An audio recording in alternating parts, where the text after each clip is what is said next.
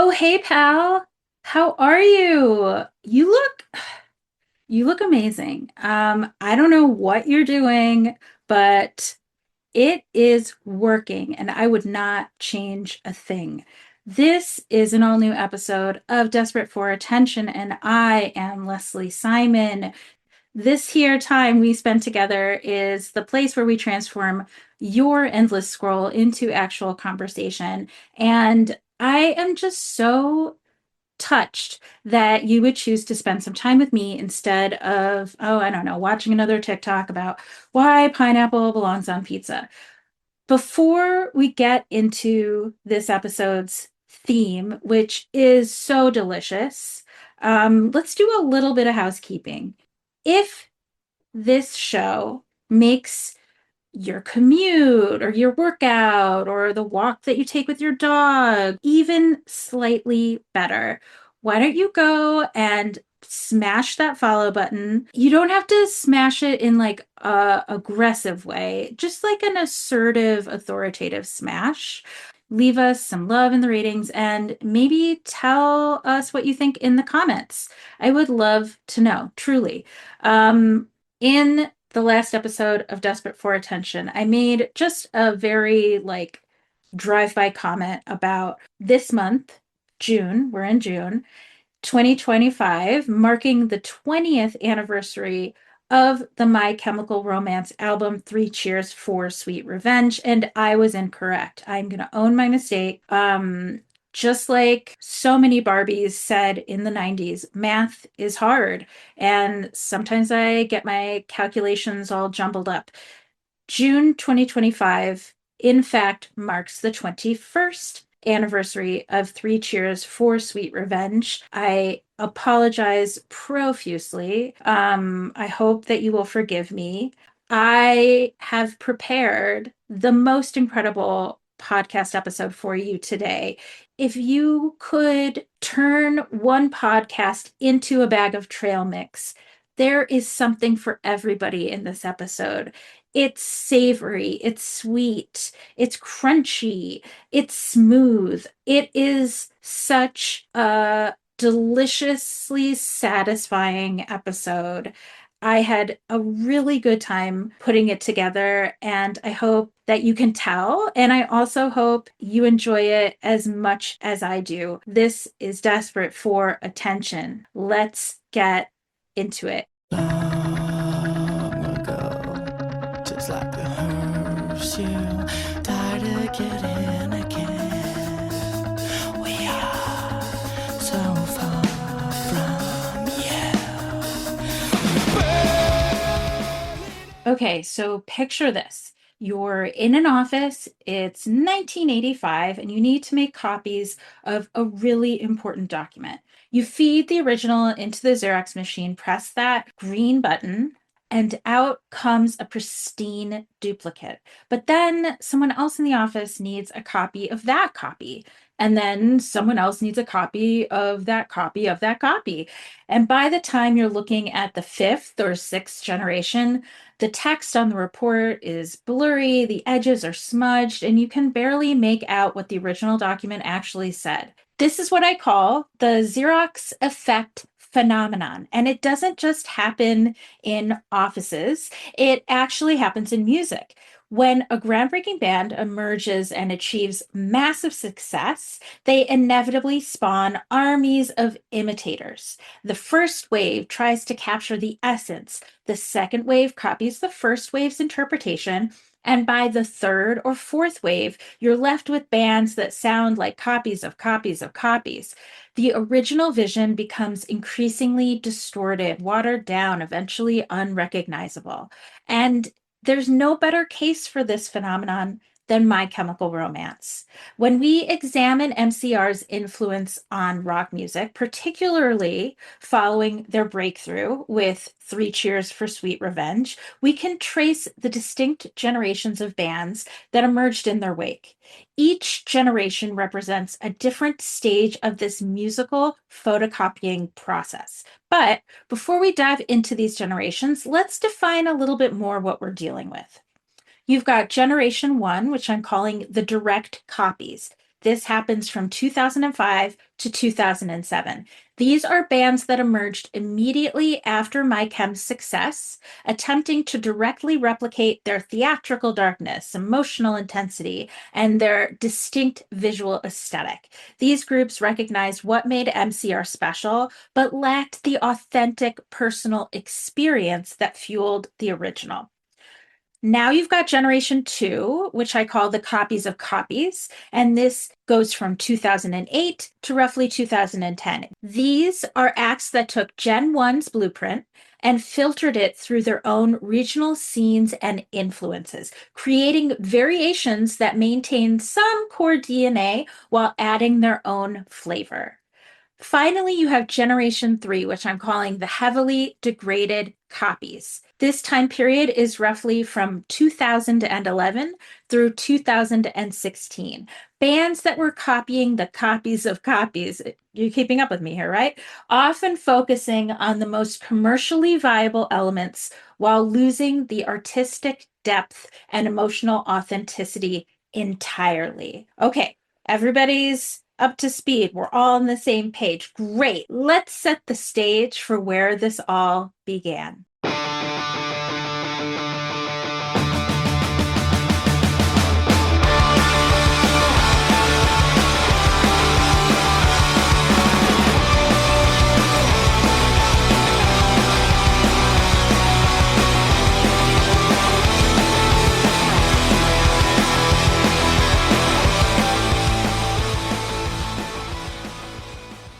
The year was 2004, and the music landscape was shifting. New metal was losing steam, pop punk was becoming increasingly sanitized, and there was a hunger for something that bridged the gap between accessibility and authenticity. Enter My Chemical Romance with Three Cheers for Sweet Revenge. What made MCR so compelling wasn't just their music, it was their complete artistic vision. Gerard Way's theatrical vocals carried genuine pain and vulnerability, while the band's visual presentation borrowed from horror movies, comic books, and Gothic literature. They weren't just singing about heartbreak and alienation, they were creating an entire universe around these themes. The band's lineup was crystallizing during this period too. Matt Palacier, their original drummer, would soon depart to make way for Bob Breyer, whose powerful, precise drumming would become integral to their sound's evolution. Ray Toro's guitar work balanced melody with aggression, while Mikey Way and Frankie Yarrow created the rhythmic foundation that could swing from delicate to devastating. The timing was perfect. Emo was transitioning from underground basements to mainstream alternative radio, and MCR provided the perfect bridge. They had the emotional depth that resonated with kids who felt misunderstood, the visual drama that made for compelling music videos, and the musical sophistication that kept critics from completely dismissing them. Songs like I'm Not Okay, I Promise and Helena weren't just hits, they were anthems for a generation of teenagers who finally had a band that understood their internal struggles.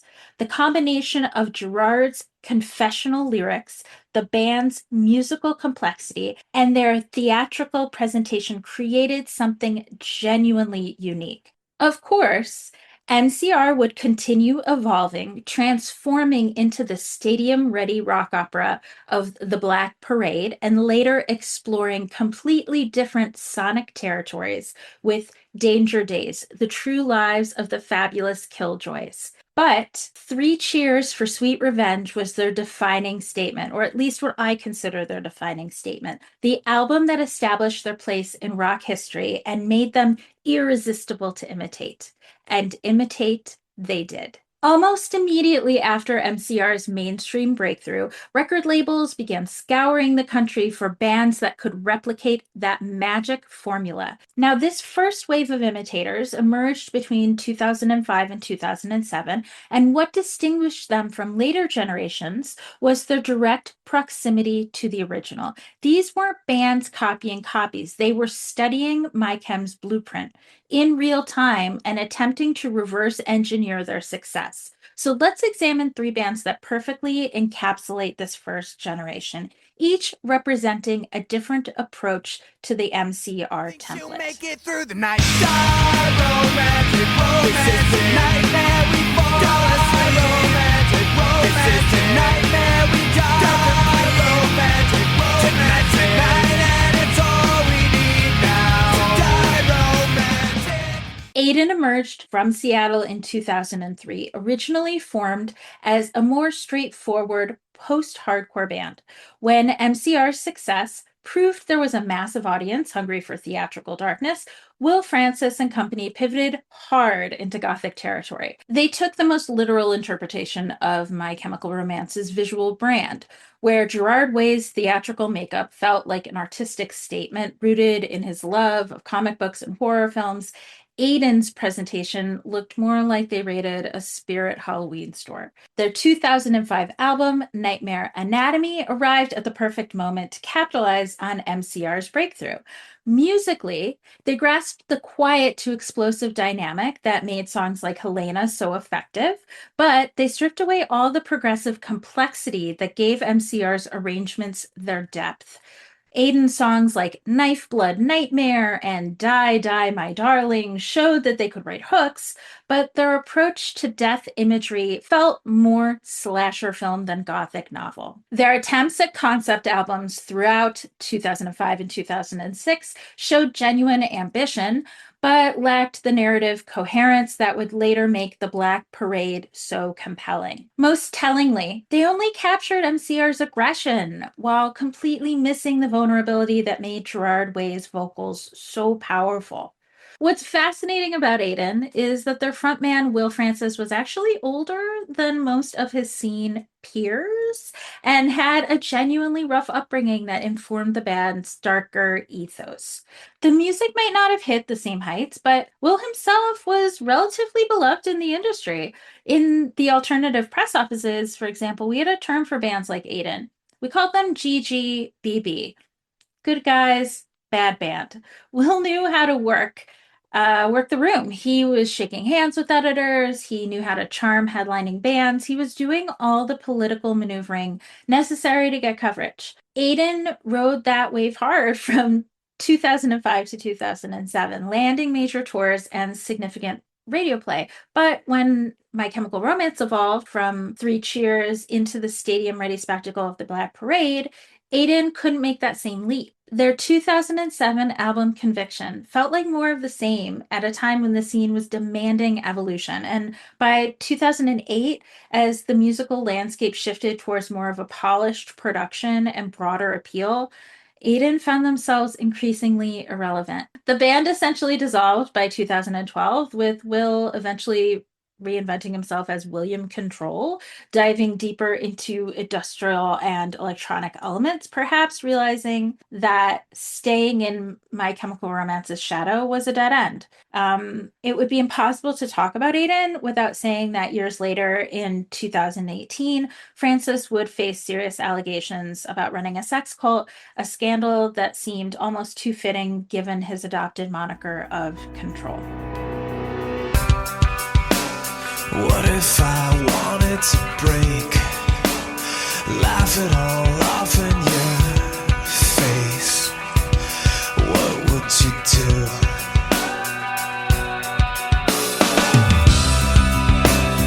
What if I fell to the floor? Couldn't take this anymore. What would you do?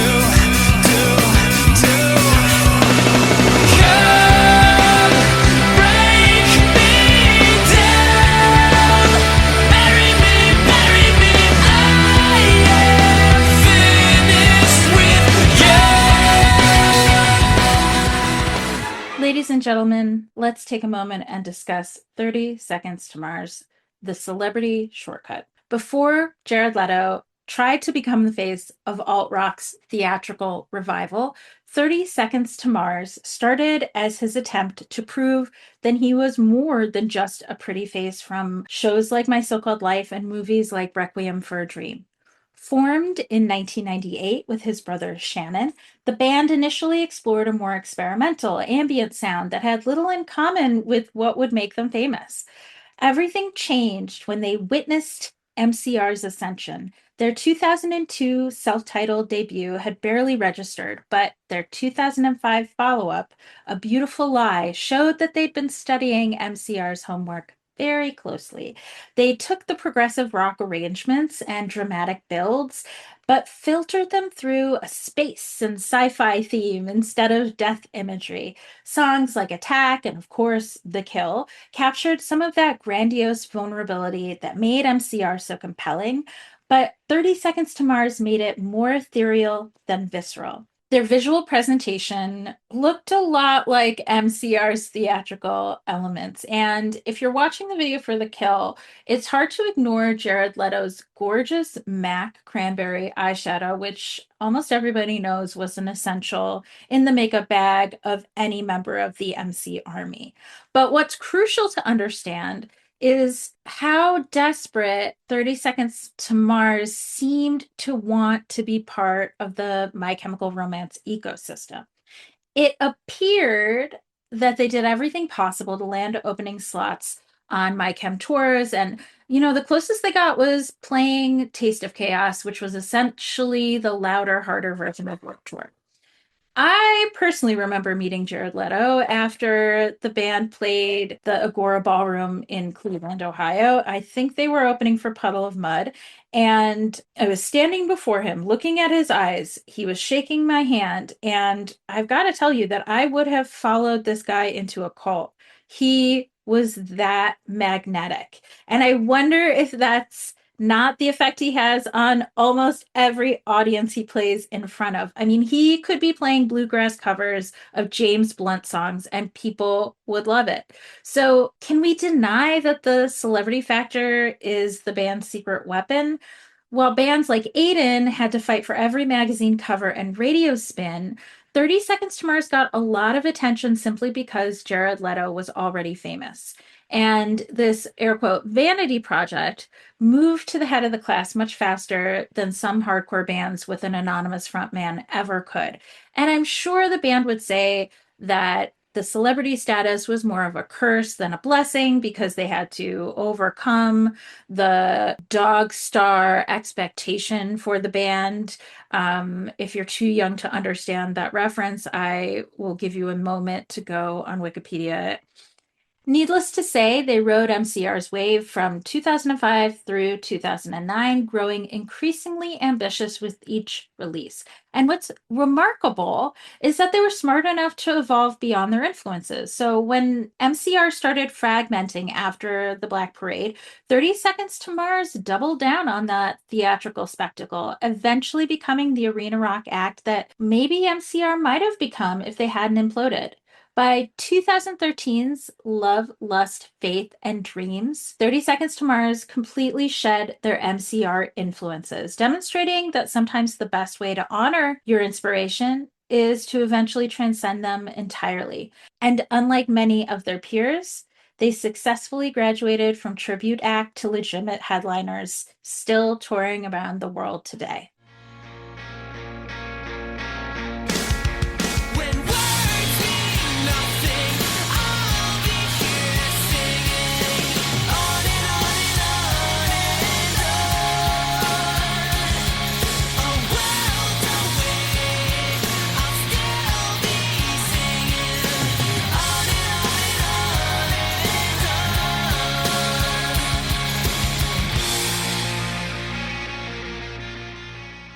Okay, the last band in Generation 1, the direct copies, is From First to Last, The Confessional Misstep. From First to Last emerged from Los Angeles in 2003 as part of the same post-hardcore scene that produced bands like The Bled and Bleeding Through. Initially, they were just another screamo band with decent hooks and tight musicianship, but when a young Sonny Moore joined as the frontman in 2004, everything changed. Moore brought an androgynous energy and emotional vulnerability that perfectly captured the zeitgeist MCR had tapped into. His youth was crucial. At just 16, when he joined the band, he offered their young audience an accessible gateway into the group because it felt like a peer to peer connection rather than adults trying to relate to teenagers. Their 2004 debut, Dear Diary, My Teen Angst Has a Body Count, arrived just as the scene was exploding, and songs like Note to Self and Emily showed that they could balance aggression with genuine melodic sensibility. Side note, I remember being on Warped Tour probably around this 2004 date, and a bag of medication was accidentally delivered to the alternative press tent. It was Accutane, and it was for Sunny. Luckily, I was able to give the medication to someone in Motion City to pass it along because I felt way too awkward doing it myself, but that's how young Sunny Moore was. Sunny, cutie little pimple boy. Back to what we were talking about. Where from first to last fundamentally misunderstood, MCR's approach was in their lyrical strategy. They went for confessional over storytelling, missing the narrative distance that made Gerard Way's personal revelations feel universal rather than narcissistic. Sonny's lyrics were often painfully direct, lacking the literary flourishes that elevated MCR's similar themes. From first to last, rode the wave hard from 2004 to 2006, becoming staples on Warped Tour and landing major label support. Their visual presentation adopted the eyeliner and emotional intensity, but only at surface level. They had the look down, but their interpretation of the MyChem formula always felt more obvious, more transparent. Then came the seismic shift. In 2007, Sonny Moore left the band entirely. He didn't just leave from first to last, he left the entire genre behind. He carved out an entirely new corner of music for himself as Skrillex, showing that sometimes the most successful escape from being a copy is to completely reinvent the game you're playing. But what happens next shows how crucial Moore had been to the identity of From First to Last. With Matt Good taking over vocal duties, From First to Last released Thrown to the Wolves in 2010, but a lot of the magic was gone. The songs felt like pale imitations of their earlier work, and without Sonny's charismatic presence, they couldn't maintain their audience's attention. The band tried to soldier on, but they'd essentially become a tribute act to their former selves. Okay, so how does this all wrap up into Generation One's legacy? What united all three of these bands was their genuine belief in what My Chemical Romance was doing. They weren't cynical cash grabs, they were true believers who happened to arrive at similar creative destinations around the same time. The problem was that they were working from the outside in, copying the aesthetics and arrangements without fully grasping the personal experiences that gave those elements their power. Gerard Way's struggles with addiction, his experience witnessing 9/11, his battles with depression, these were not just biographical details. These were the foundation that made every artistic choice feel necessary rather than calculated. The first generation bands could replicate the formula, sure, but they could not manufacture that level of authentic experience. Still, they served an important function. They demonstrated that there was a hungry audience for this type of music, paving the way for the wave of bands that would follow. Yet this also established the template that would eventually be copied and recopied until the original vision became almost unrecognizable. The success of these first generation bands opened the floodgates for something more problematic. The second wave of imitators who would be copying their interpretation of MCR rather than studying the original directly. Let's dig into Generation 2, Copies of Copies, which roughly lasts from 2007 to 2010. By 2007, something fascinating was happening in the emo ecosystem. The bands emerging weren't studying My Chemical Romance directly anymore. They were actually studying the bands that had already studied My Chemical Romance. Now we're entering the photocopying phase, where each generation became a little blurrier, a little less precise than the one before. This second wave coincided with some major shifts in the music industry. Social media was exploding, giving bands a new way to build audiences, but also creating pressure for constant content. Record labels were signing almost anyone with eyeliner and a decent scream, hoping to replicate that lightning in a bottle success twice, or three times, or four times, as many times as they could. Most importantly, the kids discovering these bands often had no idea they were experiencing a filtered version of something more complex and authentic. Hate me, you can't escape me, and you ain't never gonna change me. I can't stand it, I fucking had it. I'm about to blow, 'cause it's one for the money. It's two costumes for the show. It's three to get ready. Are you ready, motherfuckers? Are you ready? Let's go. Let's start things off with Escape the Fate, what I call the soap opera distraction. Escape the Fate formed in Las Vegas in 2004, initially as a straightforward post-hardcore band. When original vocalist Ronnie Radke joined in 2005, they seemed to pivot hard towards the MCR template, just as Three Cheers was dominating MTV. The band's 2006 EP, There's No Sympathy for the Dead, showed they recognized what was required: theatrical darkness, emotional intensity, visual drama. What they got right was the aesthetic translation. They maintained that eyeliner and angst look, but made it more commercially palatable, less artistically challenging. Where Gerard Way's presentation felt like performance art rooted in comic book culture, Escape the Fate's look felt more like what a focus group would design if asked to create the perfect emo band. Musically, they captured MCR's melodic hardcore foundation, but stripped away the progressive elements that made songs like Thank You for the Venom so compelling. Their 2008 major label debut, Dying Is Your Latest Fashion, showed real potential. Songs like Situations and Not Good Enough for Truth in Cliche had genuine hooks and emotional weight. They grasped how to build tension and release it, but their arrangements were more predictable, more radio formatted than MCR's adventurous song structures. Then came the twist that would define their entire trajectory. In 2008, just as the band was gaining real momentum, Ronnie Radke was arrested for his involvement in a fatal shooting. Suddenly, the band's real-life drama became more compelling than their actual music. The media coverage was relentless. Alternative press, Kerrang, every music blog covered the story extensively. When Craig Mabbitt from Bless the Fall replaced Radke in Escape the Fate, it created this ongoing narrative tension that overshadowed their artistic output. Fans picked sides. Debates raged on MySpace and early Facebook, and the band's 2010 self-titled album became almost secondary to the human drama surrounding it. This is where Generation 2 fundamentally differed from the original source. MCR's darkness came from genuine artistic vision and personal struggle, translated into universal themes. Escape the Fate's darkness became about lineup changes, legal troubles, and industry politics. Yes, the emotion was real, but it was pointed inward at band dynamics rather than outward at larger human experiences.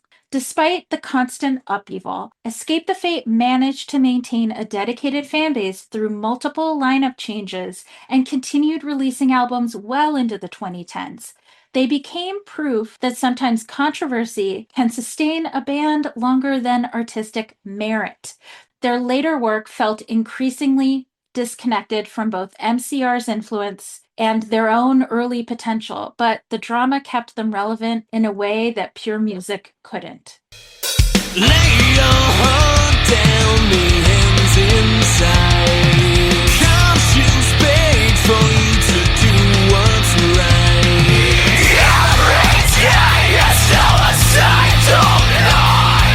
Stop and throw and justify your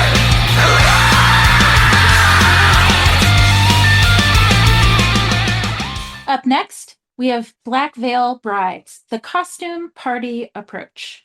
If Escape the Fate showed how real life drama could overshadow artistry, Black Veil Brides demonstrated how visual spectacle could completely replace emotional authenticity. Formed in Cincinnati in 2006 by Andy Biersack, who later changed his surname to Black, they represented the most literal interpretation of MCR's theatrical approach, where Gerard Way's Gothic elements felt rooted in literature and genuine personal darkness. Black Veil Brides looked like they'd studied Kiss more than MCR. The face paint was more elaborate, the leather was shinier, the poses more dramatically staged. It was theatrics taken to cartoonish extremes, costume without context. Their 2010 major label debut, We Stitch These Wounds, showed they completely misunderstood what made MCR's music so powerful. They stripped away all the complexity in favor of anthem-ready choruses and basic metal riffing. Songs like Perfect Weapon and Knives and Pens were designed for crowd participation, but they lacked the emotional complexity that made you actually want to sing along. Lyrically, they turned My Chem's genuine struggle with depression and alienation into motivational slogans. Believe in yourself messaging disguised as rebellion. Their 2011 concept album, Set the World on Fire, attempted to create mythology around being outcasts, but without actually challenging anything or taking real artistic risks. They captured defiance and bravado while completely missing introspection and vulnerability that made MCR's confidence feel earned. What's crucial to understand is that Black Veil Brides succeeded wildly within their target demographic. Their 2012 album, Wretched and Divined, debuted at number 20 on the Billboard 200. They headlined major tours, appeared on late night television, and built a genuinely devoted fan base. Their success came from amplifying My Chemical Romance's most surface level elements, while abandoning everything that gave those elements meaning and depth. BVB's social media presence perfectly encapsulated this approach, where My Chem used their platform to discuss literature, comic books, and genuine social issues. Black Veil Brides focused on image maintenance and brand building. They recognized that in the social media age, aesthetic consistency could substitute for artistic authenticity. By mid 2010s, Black Veil Brides had successfully transitioned into a touring nostalgia act, playing the same anthems to the same devoted fans year after year. They'd found their lane and they stayed in it, never evolving beyond their initial interpretation of what made theatrical rock successful. In many ways, they became the ultimate example of how surface level copying could still generate a sustainable career. Let's talk Generation 2's legacy. Generation 2 represented a crucial transition in the photocopying process. These bands were no longer studying My Chemical Romance directly. No, they were studying Generation 1's interpretation of My Chemical Romance and then adding their own regional and personal flourishes. The result was music that maintained some connection to the original, but was increasingly filtered through multiple layers of interpretation. What distinguished this generation was their relationship to drama and spectacle. Where MCR had used theatrical elements to serve emotional storytelling, Generation 2 bands often reversed the equation. The spectacle became the point, with emotional content serving the visual presentation rather than the other way around. Most significantly, this generation proved that commercial success was possible even with increasingly diluted versions of the original formula. Record labels took note, recognizing that you didn't need artistic authenticity to build a sustainable career. No, you just needed to hit the familiar aesthetic and emotional markers that audiences had learned to associate with this type of music. This success blew open the door for Generation 3, where connection to the original would become even more tenuous, and the focus would shift almost entirely to commercial viability over artistic integrity. Now is when you may want to wander into your bathroom, open the medicine cabinet, and pop a Dramamine because we are about to discuss Generation 3 heavily degraded copies, the time period from roughly 2011 to 2016. By 2010, we'd reached the point where bands were copying bands that were copying bands that had copied My Chemical Romance. The original DNA was barely recognizable, filtered through so many intermediary interpretations that what remained was often completely divorced from what made MCR compelling in the first place. This third generation coincided with some huge shifts in how young people discovered music. YouTube was becoming the primary discovery platform, which rewarded visual spectacle over musical sophistication. This third generation coincided with some major shifts in how young people discovered music. YouTube was becoming the primary discovery platform, which rewarded visual spectacle over musical sophistication. Tumblr was creating aesthetic focused fan communities that also prioritized imagery over substance. And most importantly, many of the kids discovering these bands might not have ever had the opportunity to see My Chemical Romance perform live because the band decided to take a break in 2013. This meant that they were entering the ecosystem through copies rather than the original. But I hate that it seemed you were never enough.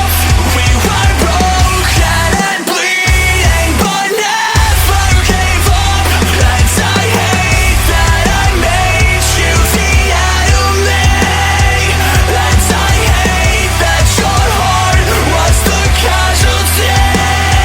Now I hate that I need you. That leads us to our first Generation 3 band, Motionless in White, the slasher film misunderstanding. Motionless in White formed in Scranton, Pennsylvania in 2005, but didn't gain significant traction until 2010's Creatures.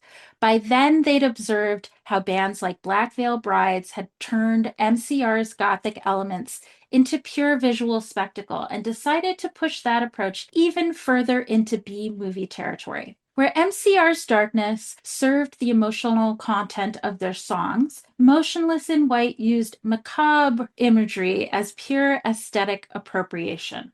Their 2012 album Infamous featured song titles like Devil's Night and Cinematic, spelled Sinematic, accompanied by music videos that looked more like low budget slasher films than artistic statements. They knew enough that My Chem used dark imagery, so they went full monster movie, but there wasn't a connection between the imagery and the actual musical or emotional content. Musically, they represented the complete transformation of My Chem's template into generic metalcore. They took the quiet to loud dynamics that made songs like Helena so effective, but applied them to completely formulaic song structures. Every track followed the same pattern: clean verse, screamed pre chorus, anthemic chorus, breakdown, repeat. It was almost like theatrical metalcore by committee. Their attempts at concept albums, yes, they tried, showed that Motionless in White grasped that My Chem had created narrative coherence with the Black Parade, but they couldn't replicate the storytelling sophistication. Their 2014 release, Reincarnate, attempted to build mythology around death and rebirth themes, but without any genuine connection to personal experience or literary tradition. Again, this was another instance of monster movie tropes arranged into song structures. What I'm really trying to say here is that Motionless in White only captured surface level aggression. The genuine vulnerability that balanced My Chem's darkness, those moments in Give 'em Hell Kid or The Ghost of You, where Gerard Way's voice cracked with genuine emotion, was completely absent. Motionless in White learned to simulate anger, but had no idea how to access or express authentic pain. Despite their formulaic approach, Motionless in White found their niche and have maintained it consistently. They continue touring and releasing albums that hit the same aesthetic and musical marks, serving an audience that wants exactly what they expect. I guess you could say they've become a reliable brand rather than an evolving artistic entity. Yeah, I got voices in my head again. Tread carefully, and I don't medicate, it helps me temporarily.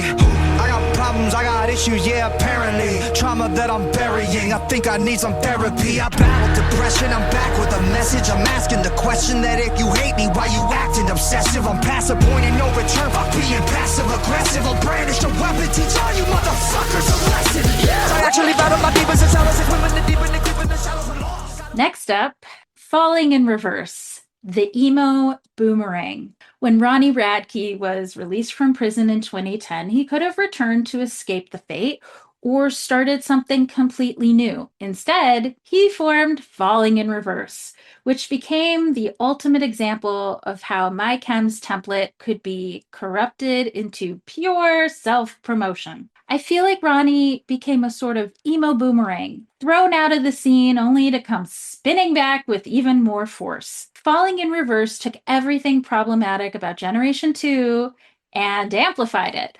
Where Escape the Fate had been distracted by real life drama, Falling in Reverse was built entirely around Ronnie's persona and legal troubles. Their 2011 debut, The Drug in Me Is You, wasn't an artistic statement. It was a calculated attempt to turn personal controversy into commercial success. The visual presentation showed how completely the MCR aesthetic had been transformed. Where Gerard Way's theatrical elements served his artistic vision, Ronnie Radke's presentation was pure self marketing. The tattoos, the makeup, the styling, everything seemed to be designed to reinforce his image as a cartoon villain version of himself rather than expressing genuine artistic ideas. Musically, they took Escape the Fate's already simplified approach and made it even more radio friendly and formulaic. Songs like Good Girls, Bad Guys, and I'm Not a Vampire showed they could write hooks, but the arrangements were completely predictable. They'd learned MCR's quiet to loud dynamics, but applied them without any understanding of how those dynamics served emotional storytelling. Lyrically, they represented the complete transformation of confessional songwriting into manufactured controversy. Where My Chem's personal revelations felt universal, Falling in Reverse's lyrics focused on personal vendettas and, wait for it, self promotion. Songs became opportunities for Ronnie to settle scores or promote his personal mythology rather than exploring genuine human experiences. Their social media presence perfectly illustrated this approach too. Instead of their platform being used to discuss their artistic influences or how they felt about social issues, every post seemed to be designed to generate controversy or maintain Ronnie's personal mythology. They recognized that in the social media age, staying relevant meant staying controversial. Artistic authenticity was completely secondary to engagement metrics. Now, Falling in Reverse has maintained a surprisingly durable career built entirely on this foundation of manufactured drama and nostalgic familiarity. They continue releasing albums and touring, sustained more by Ronnie's persona than by any musical evolution or artistic growth. It's murder on the dance floor. You better not kill the groove, DJ. Gonna burn this goddamn house right down. 4, 3, 2, 1. Oh, I know about your kind. And so I'll have to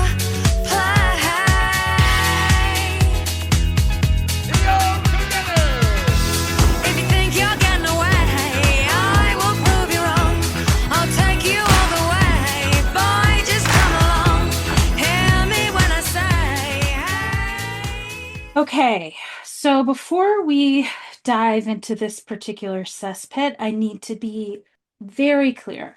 I think Blood on the Dance Floor is absolute trash, and giving them any airtime actually makes my skin crawl. But unfortunately, they're necessary to examine if we want to understand just how far the Three Cheers for Sweet Revenge apple tumbled from the tree and how thoroughly it rotted once it hit the ground. The last Generation 3 band we're going to discuss today is Blood on the Dance Floor, also known as the complete aesthetic collapse.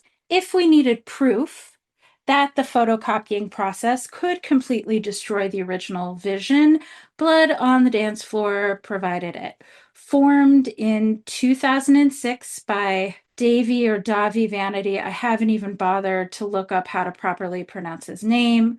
I do know that it is insane that it's spelled Dahvie. But Mr. Vanity and various collaborators, they represented the final degradation of everything MCR had created. They took the hot topic aesthetic that had become associated with the scene and threw every possible element together without any artistic coherence. The visual presentation looked like someone had exploded at Rainbow Bright's garage sale. Hair like a troll doll, dramatic makeup, and elaborate outfits straight out of Twisted Sister's playbook, all combined without any understanding of how visual elements could serve artistic purpose. They replaced live instrumentation with cheap electronic elements, turning rock songs into dance tracks. They'd observed that MCR used synthesizers and electronic elements, but completely missed how those elements were integrated into sophisticated arrangements. Instead, they created what sounded like songs being played on a Fisher-Price laugh and learn silly sounds light up piano. Say that 3 times fast. Lyrically, they represented the complete absence of the literary sophistication that had made My Ken's Darkness feel meaningful. Instead of Gerard Way's references to literature, comic books, and genuine human struggle, Blood on the Dance Floor offered juvenile shock value and manufactured edginess. They'd learned that controversy could generate attention, but had no understanding of how to transform controversy into art. Their career trajectory showed the ultimate endpoint of the photocopying process, in my opinion. By 2015, they were playing increasingly smaller venues to audiences that seemed more interested in the spectacle than the music. They captured all the surface elements of what had made MCR compelling, but in combining them without artistic vision or authentic experience, they'd created something that satisfied none of the needs the original had addressed. What's particularly telling is that despite accruing millions of music video views on YouTube, this digital success did nothing to validate what the band was doing or make them more of a hate click phenomenon. They became proof that aesthetic familiarity could substitute for genuine artistic merit, but only temporarily and only for audiences with no understanding of what they were experiencing a degraded copy of. The band's legacy became even more poisonous when multiple sexual assault allegations surfaced against that Vanity guy, cementing their transformation into the scene's answer to Insane Clown Posse, except somehow managing to be worse. If you thought that was impossible, Blood on the Dance Floor proved that rock bottom always has a basement. So, how can we analyze Generation 3's legacy? Well, they represented that rock bottom for the photocopying process. These bands were so far removed from understanding what had made My Chemical Romance special that they were essentially working in a completely different medium. They'd learned the templates instead of studying artistic principles, and most crucially, they had no access to the authentic experiences that had given those templates their power. What united all of these bands was their complete focus on commercial viability over artistic integrity. They'd identified the surface elements that generated audience response and built an entire career around replicating those elements without having any understanding of their original context or purpose. Most problematically, they'd transformed MCR's genuine outsider status into a marketable identity, where My Chemical Romance had offered real community to kids who felt genuinely alienated. A lot of these Generation 3 bands offered the aesthetic of alienation without any understanding of what that alienation actually felt like or meant. By 2015, the photocopying process had degraded the original vision so completely that most of these bands were barely recognizable as being part of the same emo ecosystem that had produced Three Cheers for Sweet Revenge. The scene had moved on, streaming had changed how people discovered music, and a new generation of fans was beginning to discover MCR directly rather than through these filtered interpretations. In other words, the nostalgia cycle was about to bring everything full circle. By 2015, something strange had happened to the My Chemical Romance blueprint. The scene had moved on. Metalcore dominated the heavy end, pop punk was having its own revival, and the emo bands that remained were digging into completely different influences, looking back to Captain Jazz or Sunny Day Real Estate rather than Three Cheers for Sweet Revenge. The handful of groups still chasing that theatrical horror punk formula had become so niche they barely registered. It felt like the conversation was over. But this is where our Xerox analogy reveals its final twist. Sometimes, when you've made enough degraded copies, the only way forward is to go back to the original source material. October 31st, 2019. It's Halloween night. My Chemical Romance announces their reunion with a single cryptic image. The internet doesn't break, it shatters. Ticket sales crash websites. Grown adults weep openly on Twitter. Suddenly, everyone remembers why the original mattered. But something else was happening beneath the surface. Gen Z, kids who were toddlers, when the Black Parade dropped, were discovering MCR through the streaming algorithm. They weren't approaching these songs with baggage about what came after. They heard Helena or I'm Not Okay, I Promise with fresh ears, experiencing that same electrical shock their older siblings felt in 2004. TikTok became an unexpected catalyst. The platform's algorithm started serving up authentic 2005 aesthetics, not as parody or ironic throwback, but as genuine emotional expression. Kids were recreating those music video looks because they felt something real in the imagery, not because they were mining nostalgia for content. The pandemic derailed My Chemical Romance's planned 2020 return, but the delay proved unexpectedly meaningful. As lockdowns, isolated fans, and relationships crumbled under unprecedented stress, Three Cheers for Sweet Revenge's raw exploration of love, loss, and vengeance gained visceral new relevance. Without the distraction of tour dates and reunion hype, listeners could sit with the album's emotional brutality, its unflinching look at heartbreak as genuine trauma. The forced stillness allowed the record's themes of romantic destruction and recovery to hit differently, transforming teenage angst into adult understanding. When mental health conversations finally entered the mainstream, MCR's framework for channeling devastation into defiant survival became essential medicine rather than just rebellion. Which brings us to today's landscape, where something genuinely exciting is happening. New bands are approaching MyChem's template with 20 years of hindsight. They understand the original innovation and the reasons for its dilution. Modern production techniques are serving genuine emotional complexity rather than just making everything louder and more compressed. Bands know how to capture that theatrical intensity without drowning in reverb or losing those intimate moments. They've watched the degradation cycle play out and they've learned from it. Social media, instead of being purely a marketing machine, has become a creative tool. Artists can build genuine communities around shared emotional experiences, much like My Chemical Romance did in the MySpace era, but with better infrastructure for connection. We're seeing bands that sound influenced by MyChem without sounding like direct copies. They've absorbed the lessons about emotional honesty, dramatic presentation, and community building while developing their own sonic personalities. It's not about recreating Three Cheers, it's about understanding what made Three Cheers necessary in the first place. So let's go back all the way to the beginning of this conversation. Remember our Xerox machine?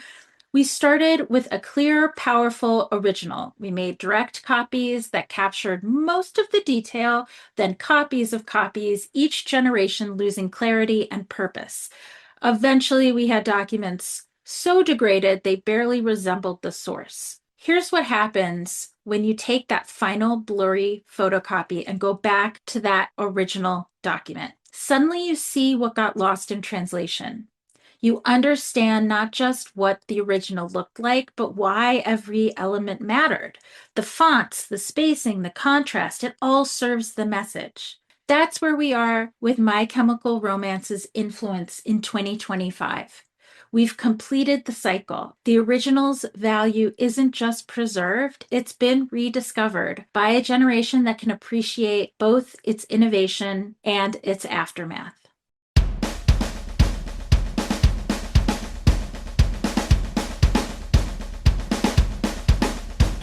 This night, walk the dead in a solitary style and crash the cemetery gates in the dress your husband hates. Way down, mark the grave where the searchlights find us drinking by the mausoleum door. And they found you.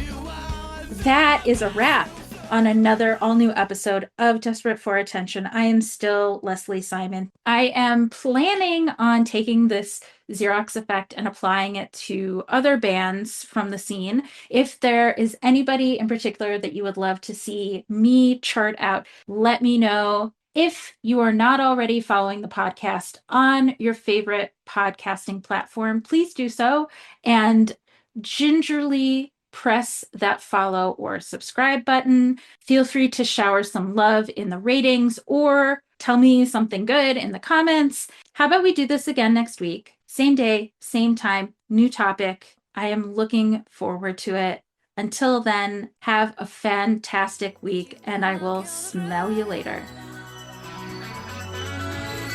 It's murder on the dance floor, but you better not steal the moves, DJ. Gonna burn this goddamn house right down. It's murder on the dance floor, but you better not